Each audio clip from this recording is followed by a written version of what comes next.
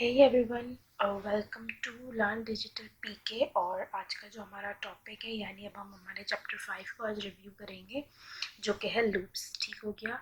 तो आगे बढ़ते हैं कि लूप्स क्या चीज़ है। तो सी प्रोग्रामिंग के अंदर आपको सबसे पहले ये पता होना चाहिए कि what is loops in C, type of loops, और इसी के साथ साथ हम देखेंगे हमारी प्रैक्टिकल एग्जाम्पल्स। ठीक हो गया?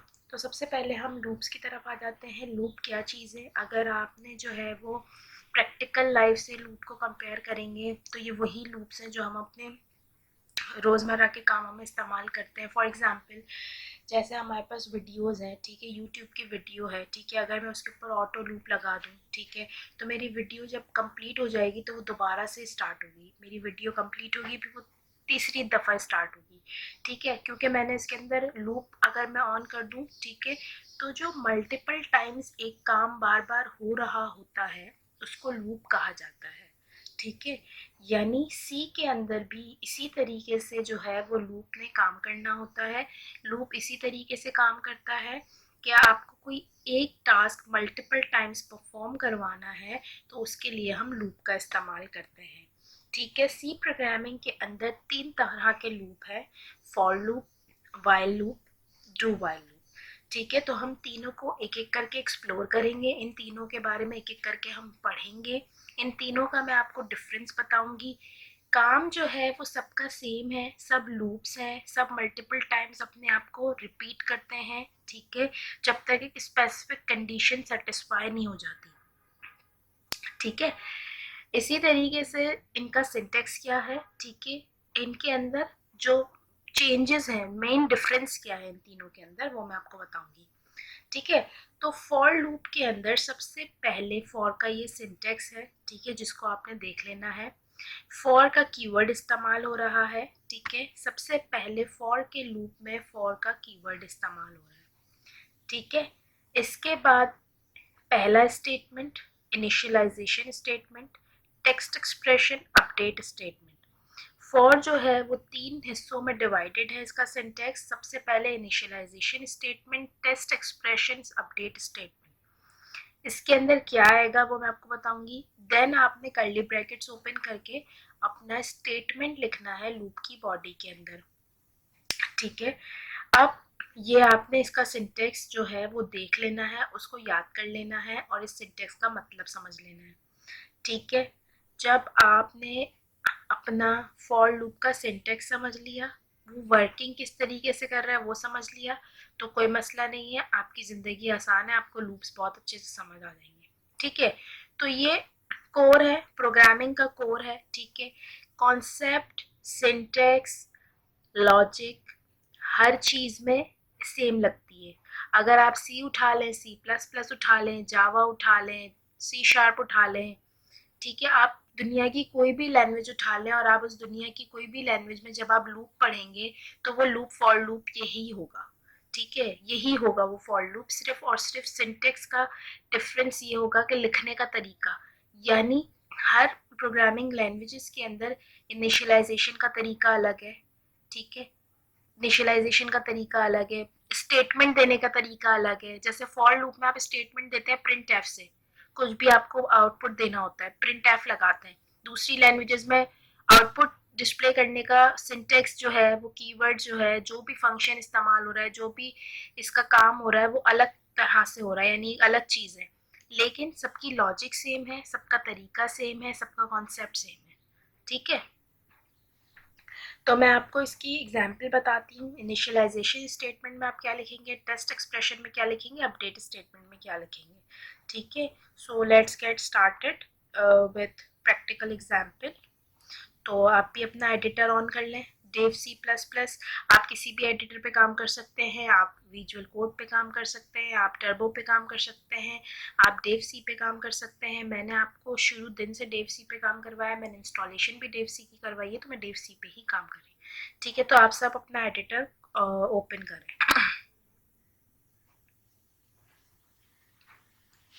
मैं फॉर एग्ज़ाम्पल मुझे जो है वो एक टास्क करना है कि मुझे जो है वो 5 टाइम्स प्रिंट करवाना है सी प्रोग्रामिंग। तो मैंने जो है वो वन टाइम के लिए, आपको पता है कि प्रिंट एफ में हम जो है वो अपना स्टेटमेंट दे रहे होते हैं, ठीक है। अब मुझे यही काम 5 टाइम्स करना है, तो मैं क्या कर रही हूँ, मैं जो है वो इसको इस तरीके से 5 टाइम्स मैंने जो है वो इसको प्रिंट एफ करवा दिया, ठीक है।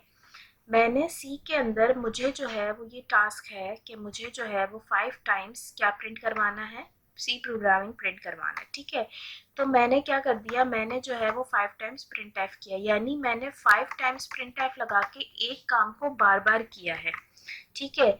मैं इसका जो है वो आपको आउटपुट डिस्प्ले कर देती हूँ, ठीक है। इसके आउटपुट में आपके पास ये देखिए 5 टाइम्स सी प्रोग्रामिंग आ रहा है, ठीक है।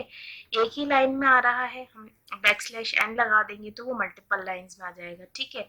तो इस चीज से बचने के लिए, इस चीज से बचने के लिए सी ने इंट्रोड्यूस किया, या प्रोग्रामिंग का कॉन्सेप्ट है फॉर लूप, यानी मेरे जो 5 लाइंस हैं, मेरी जो नंबर ऑफ लाइंस है उसको कम कर दिया, उसको कन्वर्ट कर दिया एक लाइन में। और ये है फॉर लूप का कॉन्सेप्ट। एक काम आपको मल्टीपल टाइम्स करना हो, रिपीटिशन हो जिस काम में, उसके लिए हम लूप का इस्तेमाल करते हैं, ठीक है। तो ये तो क्लियर हो गया, ठीक है। अब हमारी 3 स्टेटमेंट थी, इनिशियलाइजेशन, कंडीशन और अपडेट स्टेटमेंट, ठीक है। अब आपको पता है सी के अंदर सबसे पहले हमें जो है वो वेरिएबल ले लेना है, तो मैंने यहाँ पे वेरिएबल डिक्लेयर करवा लिया इंट आई, ठीक है। अब मैं यहाँ पे आपको लूप को वो कर रही हूँ, आई इज इक्वल्स टू 1। सबसे पहला क्या था स्टेटमेंट, इनिशियलाइजेशन, तो ये हमारा इनिशियलाइजेशन हो गया, ठीक है। I less than is equals to 5 condition हो गई। मैंने यहाँ पे 5 क्यों लिखा, मैंने यहाँ पे 5 इसलिए लिखा क्योंकि मुझे पता है कि मुझे 5 टाइम्स जो है वो सी प्रोग्रामिंग प्रिंट करवाना है, ठीक है। और मेरा जो लूप स्टार्ट हो रहा है वो स्टार्ट हो रहा है 1 से, ठीक है। I is equals to 1, I less than 5 और आई प्लस प्लस, ठीक है। ये हो गई अपडेट स्टेटमेंट। मैंने यहाँ पे सी फॉर लूप की बॉडी क्रिएट कर ली, और मैंने ये 1 लाइन प्रिंट एफ अपने लूप की स्टेटमेंट में दे दिया, ठीक है। मैंने ये 1 लाइन प्रिंट एफ अपने लूप की स्टेटमेंट में दे दिया, यानी अब मुझे मल्टीपल टाइम्स प्रिंट एफ लिखने की जरूरत नहीं है। मेरा लूप जो है वो मेरी बॉडी को रिपीट करेगा स्टेटमेंट को, और बार बार एग्जीक्यूट करवाएगा। कब तक एग्जीक्यूट करवाएगा, जितनी मैंने कंडीशन दी है। फॉर लूप के अंदर आपको कंडीशन पता होगी कि आपने कितने टाइम्स अपना लूप एग्जीक्यूट करवाना है, ठीक है। और फॉर लूप जो है वो सीक्वेंशियल फ्लो कहलाता है, ठीक है। फॉर वो सीक्वेंशियल फ्लो कहलाता है, यानी सीक्वेंस में वो आपके जो है, ठीक है, आपके काम को रिपीट करेगा, सही है। अब मैं आपको इसको प्रिंट करके दिखा देती हूँ, सॉरी मैं आपको इसको एग्जीक्यूट करके दिखाती हूँ, ठीक है। अब ये देखें वही काम हुआ, उसने 5 टाइम्स मेरी जो भी स्टेटमेंट है उसको एग्जीक्यूट करवा दिया, ठीक है। अब हमें इसको ना वो करना है, तो मैं यहाँ पे बैकस्लैश n लगा देती हूँ ताकि वो मेरी नेक्स्ट लाइन में आ जाए। ये देखिए सी प्रोग्रामिंग 1 2 3 4 5, यानी उसने 5 टाइम्स जो है वो सी प्रोग्रामिंग को रिपीट किया है, ठीक है, स्टेटमेंट को। फॉर लूप आपने कब इस्तेमाल करना है मैं आपको बता रही हूँ, आपने अच्छी तरीके से सुनना है। फॉर लूप आपने कब इस्तेमाल करना है, फॉर लूप आपने जब इस्तेमाल करना है जब आपको आपकी कंडीशन पता हो कि आपको कितने टाइम्स कौन सी चीज़ प्रिंट करवानी है, कितने टाइम्स आपने उसको काम करना है, यानी कितनी दफ़ा आपका स्टेटमेंट एग्जीक्यूट होना चाहिए, ठीक है। इनिशियलाइजेशन, कंडीशन, इंक्रीमेंट यानी स्टेटमेंट अपडेट। आई प्लस प्लस के बारे में पूरी इंफॉर्मेशन मेरे ऑपरेटर्स के लेक्चर में मौजूद है।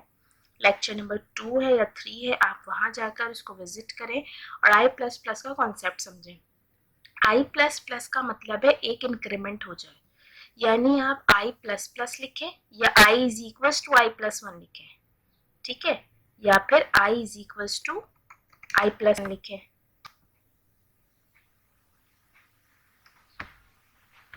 I is equals to I plus 1 लिखे। मैं आपको यहाँ पे लिख के बता रही हूँ, आई प्लस प्लस जो है वो बराबर है आपके I is equals to I plus one के, यानी आपकी स्टेटमेंट में, आपके लूप्स में एक इंक्रीमेंट लग रहा है, ठीक है।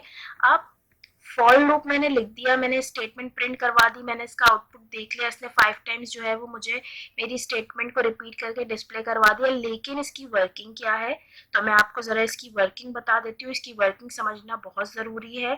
जब आप इसकी वर्किंग समझेंगे, इसकी लॉजिक समझेंगे, तो आपके लिए बहुत आसान हो जाएगा अपना कोई भी टास्क लूप के थ्रू परफॉर्म करना। ठीक हो गया। अच्छा जी, सबसे पहले तो हम आ जाते हैं अपने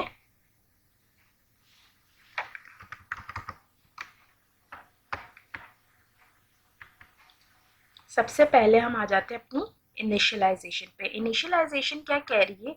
इनिशियलाइजेशन कह रही है आई इज इक्वल्स टू 1 है, ठीक है। इसके बाद कंडीशन क्या कह रही है? I less than is equals to 5, यानी सबसे पहले आपका जब लूप एग्जीक्यूट हो रहा है ना, तो कंपाइलर सबसे पहले चेक कर रहा है आई की वैल्यू। करंटली आई की वैल्यू क्या है? 1 है, ठीक है। कंडीशन मैच कर रहे हैं, I less than is equals to 5, तो आई में क्या मौजूद है? आई में 1 मौजूद है, तो कंडीशन मेरी क्या हो गई? ट्रू हो गई। जैसे ही कंडीशन ट्रू होगी तो वो यहाँ आ जाएगा, यानी उसने जो है वो इनिशियलाइजेशन चेक किया, कंडीशन चेक किया, फिर उसने मेरा स्टेटमेंट एग्जीक्यूट करवा दिया। यानी इस कंडीशन के ऊपर डिपेंड करता है स्टेटमेंट की एग्जीक्यूशन, ठीक है। जैसे ही I less than is equal to 5 है, उसने कंडीशन मेरी डिस्प्ले करवा दी। कंडीशन जब आपकी स्टेटमेंट एग्जीक्यूट हो जाएगी ना, ठीक है, तो वो क्या करेगा? स्टेटमेंट आई के ऊपर अपडेट करेगा। मैंने आपसे क्या कहा था? आई प्लस प्लस किसके बराबर है? आई प्लस प्लस बराबर है I is equal to I plus 1 के। तो अब आप आई में एक इंक्रीमेंट लगा दें, अब आप आई में एक इंक्रीमेंट लगा दें, तो आई क्या हो गया? 2। अब आई में क्या मौजूद है? अब आई में 2 मौजूद है, ठीक है। दोबारा से उसने क्या किया? कंडीशन चेक की। इस ये तो 1 टाइम चलेगा, बस ये एक दफा चल गया, इसके बाद अब ये नहीं चलेगा। अब condition statement increment, condition statement increment, condition statement increment, ठीक है। आई में क्या मौजूद है? अब करेंटली 2 मौजूद है। कंडीशन चेक कर रहा है, कंडीशन क्या है? ट्रू है। स्टेटमेंट क्या होगा? एग्जीक्यूट हो जाएगा। स्टेटमेंट कब कब एग्जीक्यूट होगा? जब जब आपकी कंडीशन ट्रू होगी।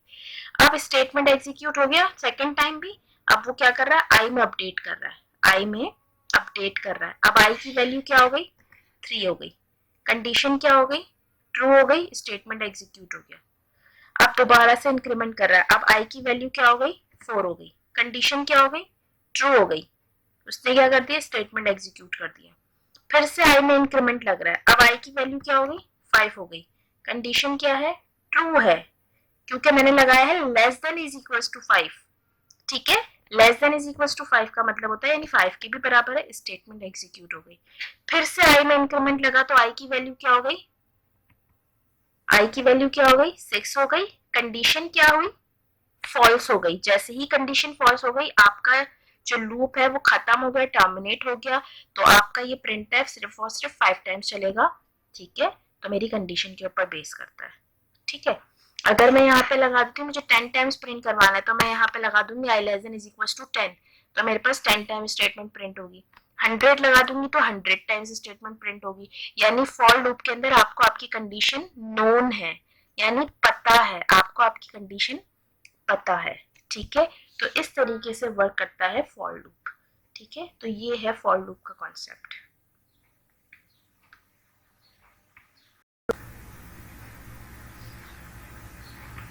मेरे पास एक टास्क है, write a program in C to display the first 10 natural numbers, ठीक है, जिसका एक्सपेक्टेड आउटपुट आपके पास यहाँ नीचे लिखा हुआ है, ठीक है। मैंने आपको 5 टाइम्स सी प्रोग्रामिंग प्रिंट करवाया है। अब मुझे यहाँ पे 10 नेचुरल नंबर्स प्रिंट करवाने, ठीक है। तो मैं आपको ये इस टास्क को हम परफॉर्म करते हैं, ठीक है। मुझे 10 नेचुरल नंबर्स प्रिंट करवाने हैं।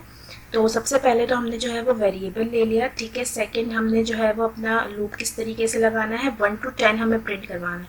जब हमें 1 to 10 प्रिंट करवाना है तो हमारी कंडीशन में हम क्या दे देंगे? हमारी कंडीशन क्या हो गई? 10 टाइम्स हो गई, यानी मेरा लूप कितनी दफ़ा चलेगा? 10 दफ़ा चलेगा। क्यों? क्योंकि मुझे नेचुरल नंबर्स 10 तक प्रिंट करवाने हैं। अगर मुझे 100 तक प्रिंट करवाने होंगे तो मैं 100 लगाऊंगी, 1000 तक करवाने होंगे तो मैं 1000 लगाऊंगी, अगर मुझे 20 तक करवाने होंगे तो मैं 20 लगाऊंगी, ठीक हो गया।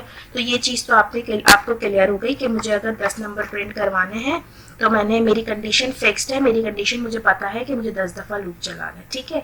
तो i इज इक्वल्स टू 1 हो गया, i less than is equals to 10 हो गया, i प्लस प्लस हो गया। अब प्रिंट एफ में हमारे पास क्या चेंज आएगा, प्रिंट एफ में हमें जो है वो नंबर प्रिंट करवाना है, ठीक हो गया। जब हमें नंबर प्रिंट करवाना है तो आपको पता है इंटीजर के लिए फॉर्मेट स्पेसिफायर लगता है %d, ठीक है। और यहाँ पे मैंने वेरिएबल ले लिया i, यानी मेरे लूप में जब जब वैल्यू चेंज होती जा रही है तब तब वो मुझे i प्रिंट करवा रहा है, ठीक है। अब मैं आपको दोबारा से रिपीट करती हूँ लूप किस तरीके से चलेगा। सबसे पहले उसने अपनी इनिशियलाइजेशन चेक किया, i इज इक्वल्स टू 1 है, कंडीशन ट्रू है, उसने स्टेटमेंट एग्जीक्यूट कर दिया। यानी अब मैंने प्रिंट एफ में सी प्रोग्रामिंग नहीं लगाया, मैंने प्रिंट एफ में आई लगाया, यानी अब ये मुझे आई प्रिंट करवाएगा, ठीक हो गया। अब स्टेटमेंट में अपडेशन होगी, आई में एक इंक्रीमेंट लगा तो आई क्या हो गया, 2 हो गया, कंडीशन क्या हो गई, ट्रू हो गई, स्टेटमेंट क्या हो गया, एग्जीक्यूट हो गया, स्टेटमेंट एग्जीक्यूट हो गया। अब increment, condition check, statement execute, increment, condition check, statement execute. कब तक वो कंडीशन चेक करता रहेगा, जब तक आपकी कंडीशन फॉल्स नहीं हो जाती तब तक लूप चलता रहेगा और आपकी आई की वैल्यू प्रिंट होती रहेगी। ये देखें, ये आ गए हमारे पास 10 नंबर्स, ये आ गए हमारे पास 10 नंबर्स। मूव करेंगे वाइल लूप की तरफ। तो वाइल लूप जो है वो बेसिकली लूप ही है, यानी उसने जो है वो आपकी एक टेस्ट कंडीशन को देखते हुए बार बार अपनी जो स्टेटमेंट है उसको एग्जीक्यूट करवाना है। लेकिन फॉर लूप और वाइल लूप में डिफरेंस ये है कि जब आपको कोई अपनी कंडीशन नहीं पता, ठीक है, जब आपको कोई अपनी कंडीशन नहीं पता, यानी वो यूज़र पे डिपेंड करता है कि यूज़र जो है वो किस वक्त क्या चीज़ प्रेस कर रहा है, ये यूज़र किस वक्त क्या चीज़ एंटर कर रहा है। तो इसके लिए हम जो है वो वाइल की कंडीशन लगाते हैं। वाइल की कंडीशन हम कब यूज़ करेंगे, जब हमें नहीं पता कि हमारा जो टेस्ट एक्सप्रेशन है वो क्या होगा, यानी यूज़र जो है वो कितनी दफ़ा इनपुट लेगा, ठीक हो गया। तो मैं आपको इसकी और क्लैरिफिकेशन के लिए इसकी एक प्रैक्टिकल एग्जांपल मैं आपको करके बताती हूँ। So let's get started.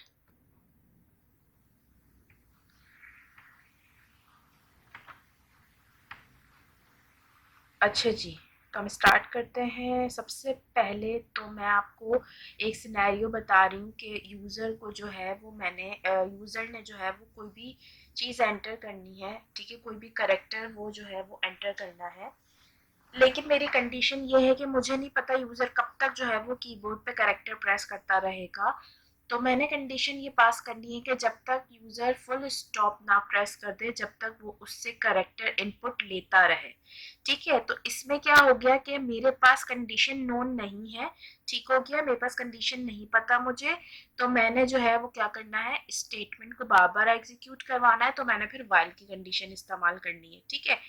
For loop हम जब इस्तेमाल करेंगे जब हमें हर फॉर लूप हम जब इस्तेमाल करेंगे जब मुझे पता है कि मेरी जो कंडीशन है वो आपके पास कितनी दफ़ा चलनी है, ठीक है, मुझे कितने नंबर प्रिंट करवाने हैं या मेरा लूप कितनी दफ़ा एग्जीक्यूट होगा, ठीक है क्या। तो सबसे पहले जो है वो हमें एक इनपुट एक डेटा टाइप सी करेक्टर लेना है, यानी हमें एक वो लेना है वेरिएबल, और उसी के साथ साथ मुझे यूज़र से इनपुट लेना है। क्या चीज़ इनपुट लेनी है मुझे यूज़र से करेक्टर इनपुट लेना है। तो मैंने यहाँ पे जो है वो इस तरीके से करेक्टर ले लिया। इसके बाद मुझे लगानी है वाइल की कंडीशन, और मेरी वाइल की कंडीशन ये होगी, while C not is equals to full stop. यानी मैंने वाइल के अंदर कंडीशन लगाई है कि C not is equals to full stop, यानी जब तक सी के अंदर फुल स्टॉप यानी करेक्टर आपका फुल स्टॉप के बराबर ना हो जाए तब तक यूजर से इनपुट लेता रहे। जैसे ही फुल स्टॉप हो जाएगा वैसे ही यूजर मतलब लूप टर्मिनेट हो जाएगा। अब मैंने पहले भी स्कैनएफ लगाया है, मैंने पहले इसीलिए स्कैनएफ लगाया है, यूजर ने करेक्टर लिया और यहाँ कंडीशन में चेक होगा, यानी पहली दफा यूजर ने स्टेटमेंट में अपने करेक्टर इनपुट लेना है जब ही वो वाइल की कंडीशन में टेस्ट होगा, इसीलिए मैंने सबसे पहले स्कैनएफ लगाया। और फिर जब कंडीशन ट्रू होगी तब भी उसने यूजर से इनपुट लेना है, तो मैंने यहाँ पर भी स्कैनएफ लगाया, ठीक हो गया। तो यानी वाइल का लूप कब इस्तेमाल करेंगे, जब हमें कंडीशन नहीं पता होगी, यानी यूजर कितनी दफा इनपुट लेगा। ठीक है, यानी फॉर के लूप में अगर मैं यही सिचुएशन फॉर के लूप में करूंगी तो फॉर को कंडीशन चाहिए, मतलब मैं उसको बोलूंगी I less than is equal to 10, यानी 10 टाइम्स वो यूजर से इनपुट ले, 5 टाइम्स वो यूजर से इनपुट ले। यहाँ पर ये है कि हमें नहीं पता यूजर कितनी दफा करेक्टर एंटर करेगा। ठीक है, जैसे मैंने कहा A D F T H N, वो लिए जा रहा है मुझसे करेक्टर इनपुट ले ही रहा है, यानी कोई कंडीशन नहीं है, वो ले ही रहा है। जैसे ही मैंने फुल स्टॉप किया और एंटर किया तो मेरी जो कंडीशन है और मेरा जो लूप है वो टर्मिनेट हो गया।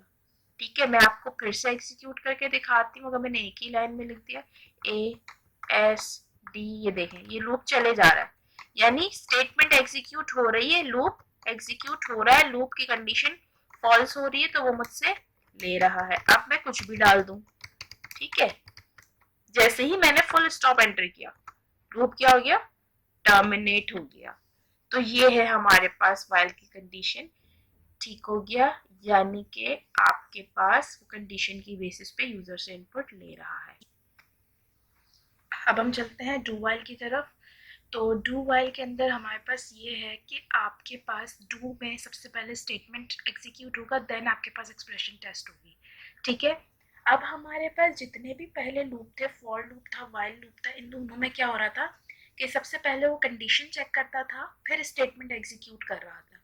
डू व्हाइल के अंदर आपके पास सबसे पहले स्टेटमेंट एग्जीक्यूट होगा, फिर वो स्टेटमेंट की बेसिस के ऊपर कंडीशन चेक करेगा। ठीक है, तो मैं आपको डू वाइल में, जो मैंने अभी आपको वाइल में एग्जांपल बताई थी कि हमें करेक्टर इनपुट लेना है जब तक हमारे पास यूजर फुल स्टॉप ना एंटर कर दे। ठीक है, तो मैं आपको वही एग्जांपल डू वाइल में बताऊंगी ताकि आपको डिफरेंस क्लियर हो जाएगा। ठीक है, अब ये देखें, हम इसी वाइल की एग्जाम्पल को, जो मैंने आपसे वाइल की एग्जाम्पल डिस्कस की थी, इसी वाइल की एग्जाम्पल को हम जो है वो डू वाइल से करेंगे। और मैंने अभी आपको डू का क्या सिंटेक्स बताया कि डू स्टेटमेंट देन वाइल की कंडीशन। तो हमने यहाँ पे डू लिया, डू के अंदर हमने स्टेटमेंट एंटर कर दिया, हमने सेम यही स्टेटमेंट एंटर करना है, हमने यूजर से कैरेक्टर ही इनपुट लेना है जिसकी बेसिस पे मेरे पास कंडीशन चेक होगी।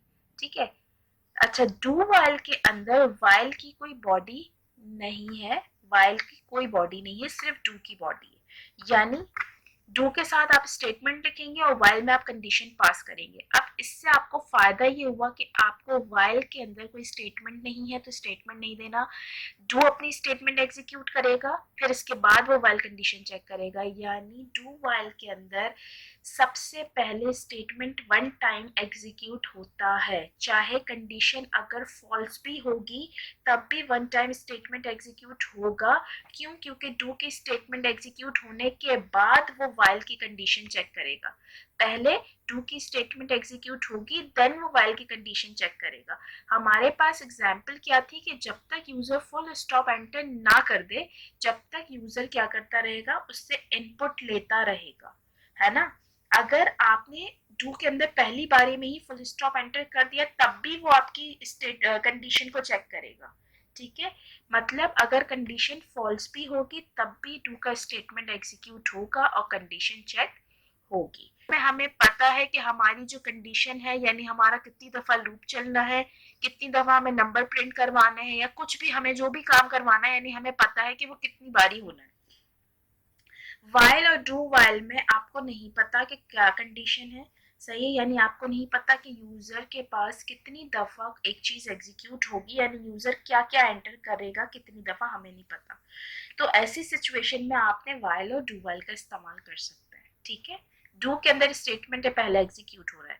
वाइल का सिंटेक्स, डू वाइल में वाइल का सिंटेक्स ये है, कोई स्टेटमेंट नहीं है। हम इसको एग्जीक्यूट कर लेते हैं और सबसे पहले देखें स्टेटमेंट, ये देखें, ये मुझसे पूछेगा जब तक मैं फुल स्टॉप ना एंटर कर दूं। अब क्या हो गया, लूप टर्मिनेट हो गया। तो डू वाइल में हमें सिर्फ एक ही दफा स्कैनएफ लगाना है। ठीक है, कंडीशन चेक करता है, फिर से डू में आता है, फिर कंडीशन चेक करता है, फिर डू में आता है, फिर कंडीशन चेक होती है, फिर डू स्टेटमेंट एग्जीक्यूट होती है। डू वाइल ऐसे चल रहा है। वाइल कैसे चल रहा है, इसने मुझसे यूजर इनपुट लिया, वाइल ने कंडीशन चेक की, फिर वो अपनी बॉडी में आया, फिर कंडीशन चेक, अपनी बॉडी में कंडीशन चेक, फिर अपना स्टेटमेंट, कंडीशन चेक, फिर अपना स्टेटमेंट। यानी हर कोई कंडीशन चेक कर रहा है फिर स्टेटमेंट में आ रहा है ना, इसमें पहली बारी में आपका स्टेटमेंट एग्जीक्यूट होता है। तो ये हमारा लूप्स था, हमारे लूप का चैप्टर था। सी के अंदर लूप्स कौन कौन से होते हैं, किस तरीके से इसकी वर्किंग होती है, तीनों का सिंटेक्स क्या है, तीनों का डिफरेंस क्या है। आई होप कि मेरी इस वीडियो से आप लोगों को जो लूप्स है वो क्लियर हो गए होंगे। अगर आप पहली दफ़ा मेरा वीडियो देख रहे हैं और मेरे चैनल पर आए हैं तो प्लीज़ मेरे चैनल को सब्सक्राइब करें और मेरी वीडियो को शेयर करें। और जितना आप प्रोग्रामिंग में प्रैक्टिस करेंगे उतनी ज़्यादा आपको कॉन्सेप्ट क्लियर होंगे। एक दफ़ा में किसी को कुछ नहीं आता, आपने प्रैक्टिस प्रैक्टिस प्रैक्टिस करते ही रहना है। ठीक है, प्रोग्रामिंग जो है वो प्रैक्टिस कहती है, आपसे प्रैक्टिस मांगती है। ठीक है, जितनी आप प्रैक्टिस करेंगे उतनी आपकी लॉजिक्स क्लियर होंगी। इसके अलावा अगर आपको कोई भी सवाल हो, कोई भी प्रॉब्लम है और कोई भी ऐसी चीज़ जो आपको समझ में ना आए तो आप मुझसे कांटेक्ट कर सकते हैं। फेसबुक का मेरा पेज है लर्न डिजिटल पीके के नाम से, वहाँ से आप मुझे कांटेक्ट कर सकते हैं और मुझसे अपने सवालात पूछ सकते हैं, या तो फिर आप मुझसे कमेंट सेक्शन पे भी पूछ सकते हैं। Thank you for watching. अल्लाह हाफिज़।